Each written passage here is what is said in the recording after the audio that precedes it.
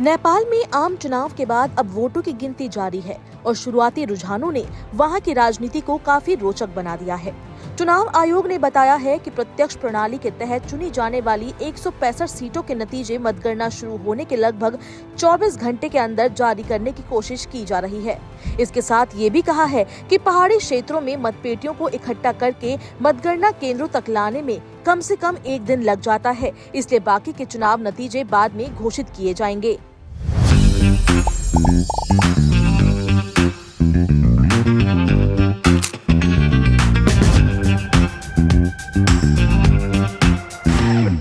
नेपाल में 5 मार्च को हुए इस चुनाव में मतदाताओं ने उत्साह के साथ हिस्सा लिया।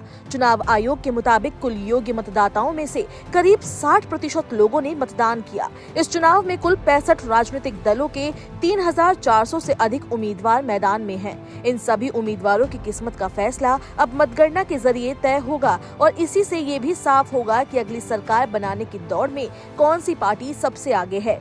शुरुआती रुझानों में एक दिलचस्प तस्वीर सामने आई है।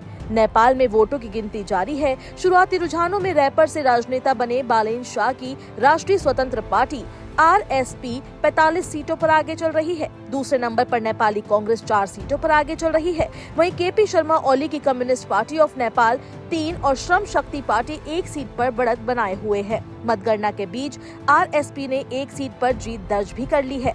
एक खास सीट झापा निर्वाचन क्षेत्र संख्या 5 में भी कड़ा मुकाबला देखने को मिल रहा है। शुरुआती मतगणना के अनुसार यहाँ राष्ट्रीय स्वतंत्र पार्टी के उम्मीदवार बढ़त बनाए हुए हैं।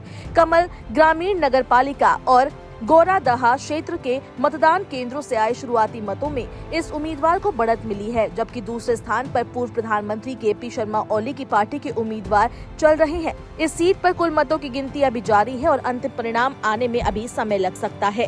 नेपाल की राजनीति में इस बार युवाओं की भूमिका भी काफी महत्वपूर्ण मानी जा रही है। पिछले साल भ्रष्टाचार और भाई भतीजावाद के खिलाफ हुए जेनजी आंदोलन के बाद देश में राजनीतिक माहौल काफी बदल गया है। उस आंदोलन के दबाव में KP शर्मा ओली के नेतृत्व वाली सरकार को सत्ता छोड़नी पड़ी थी। इसके बाद अंतरिम सरकार का गठन हुआ था, जिसकी निगरानी में ये आम चुनाव कराया गया है और यही वजह है कि इस चुनाव को नेपाल की राजनीति में एक बड़े बदलाव के तौर पर देखा जा रहा है। प्रधानमंत्री पद के लिए भी कई बड़े नेता मैदान में हैं। नेपाली कांग्रेस ने गगन थापा को प्रधानमंत्री पद का चेहरा बनाया है। वहीं communist party of Nepal UML की ओर से KP शर्मा ओली को प्रमुख दावेदार माना जा रहा है। इसके अलावा माओवादी नेता पुष्प कमल दहल प्रचंड भी संभावित दावेदारों में शामिल हैं। इन नेताओं के बीच मुकाबला इस चुनाव को और ज्यादा दिलचस्प बना रहा है।